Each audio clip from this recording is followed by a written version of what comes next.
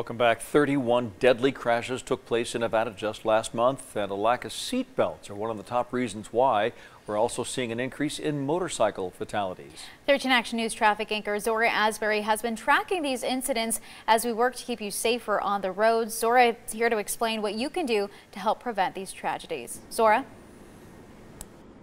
Dave, Kalina, very startling statistics knowing that these crashes are increasing. And joining me this noon or midday is Andrew Bennett. He's a PIO here at Nevada Highway Patrol. We're talking about seatbelts and also motorcycle safety today. So let's talk about why seatbelts are so important. Thank you, and always good to be here with you, Zora. And unfortunately, seatbelts are the number one thing. Fortunately, seatbelts are the number one thing that you can wear to save your life if you happen to be in a crash. But unfortunately, we're seeing that way too many people, we're almost at 50% of our occupant fatalities are unrestrained at the time of that fatality. And that's the number one thing you can do to save yourself if you happen to get in that crash.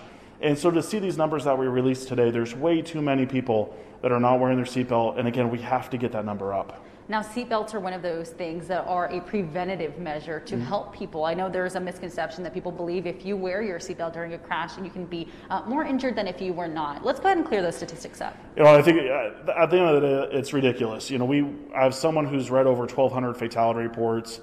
All too often, we see 100% survivable crashes where it's a single vehicle rollover where there's no reason that they should have died, but because they didn't have that seatbelt on, they were ejected and they were crushed by that vehicle. So at the end of the day, it's statistically significant of how much that seatbelt is going to save your life. It's up to a minimum of 50%. Now, does Nevada have any kind of laws or stipulations in place or even some punishment for those who don't wear their seatbelt? To make it clear, yes, in the state of Nevada, it's click it or ticket. You have to wear your seatbelt. It is a secondary violation, so if you're speeding and then you don't have your seatbelt on, that's when that citation is going to be written.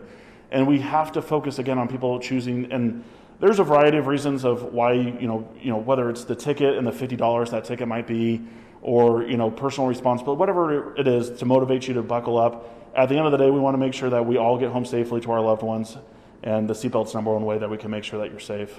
Now, two additional factors that we talk about are pedestrian safety and also motorcycles. So what can pedestrians do to stay safer?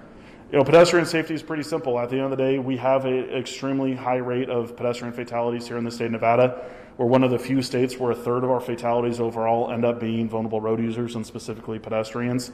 And so we want to make sure we talk about the importance of sharing the road, but at the end of the day, the primary responsibility is on that driver to make sure that they understand, nobody's ever died because a pedestrian hit a car. It's always the car hit the pedestrian, and we have to make sure that we're sober, paying attention for everybody involved in our transportation infrastructure. Now, Andrew, Governor Sisolak, she declared May Motorcycle Awareness Safety Month. So what can our motorcycle riders, my dad included, do to really stay safe and save themselves? In our state, we have a 365, especially in Southern Nevada, we have a year-round riding weather and season. And so, but unfortunately, we're off to a horrible start with motorcycle fatalities up almost 30% across the state of Nevada. So making sure that you're riding sober, you're slowing down, and you have all the proper training.